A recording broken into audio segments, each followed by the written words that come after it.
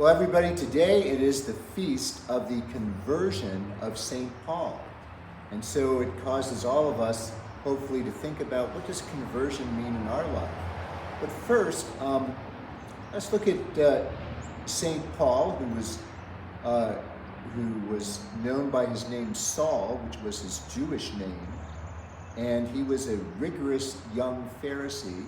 And since the enemies of Jesus had kind of presented him as an enemy of the law, Saul, as a rigorous young Pharisee, made it his purpose then to go out and get all those who follow Jesus.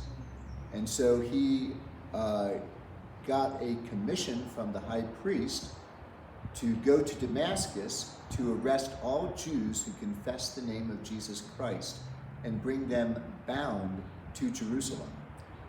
But as he was on his way to Damascus, in fact, when he was almost there around noon, a great light surrounded him and his companions, and in amazement they fell to the ground.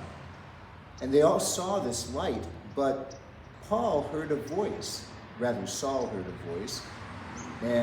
it was not clear to those who were with him, but it was very clear and articulate to him. And the voice said, "Saul, Saul, why are you persecuting me?" And he said, "Who are you?" And he said, "Well, I am Jesus, whom you are persecuting. You should not kick against the goad." And what that meant was, you're only hurting yourself by persecuting my church.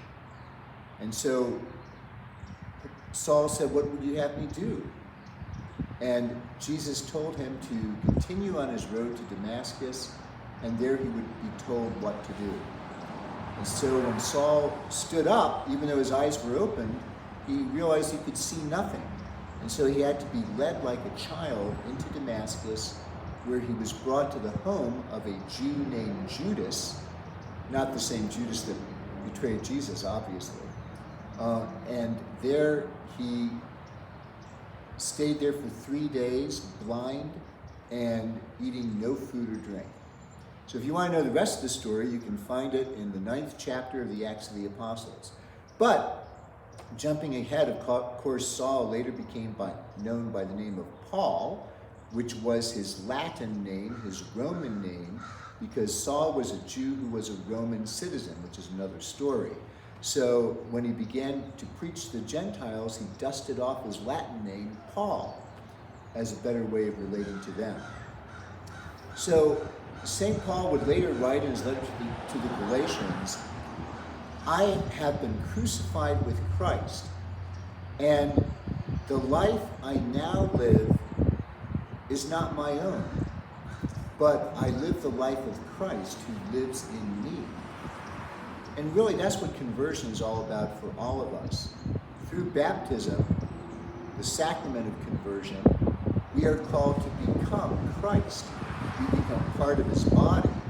And so what we should be about is trying to live the life of Christ that is within us. No longer our own life, but to live the life of Christ.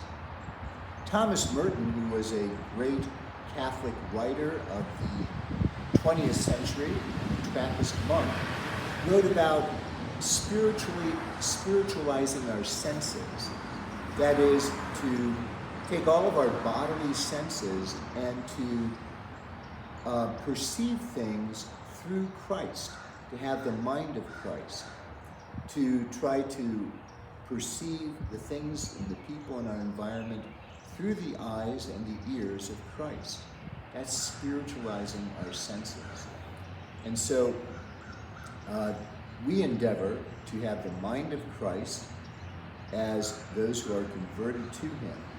St. Paul has that phrase elsewhere in Scripture about having the mind of Christ. So perceiving things through Christ's eyes, through Christ's ears, and through Christ's body. So we had yesterday our first meeting of our St. John of the Cross study group. We are going to be studying the teachings of St. John of the Cross. And we meet every Wednesday at 11 a.m. in the meeting room. So all are welcome to come. You can check out the bulletin to find out the text we will be using, which we won't need next week, but we will be meeting in the future. So all are welcome to join us at 11 a.m. on Wednesdays. And I'd like to leave you with a little poem, since the weather seems to be very confused and thinks it's spring for some reason. So here's a little poem to leave you with today. We glibly talk of nature's laws, but do things have a natural cause? Black earth becoming yellow crocus is undiluted hocus pocus. See you in church.